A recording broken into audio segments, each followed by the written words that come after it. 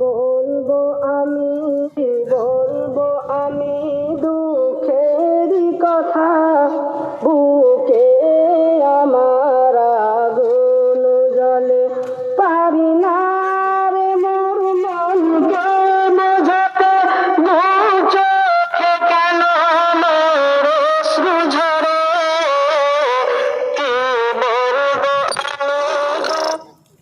আরে তোমার জন্মভূমি, এটা আমার সোনার দেশ। আসুকুরে ঝড় আসুক তুফান, এই মাটিতে হব শেষ।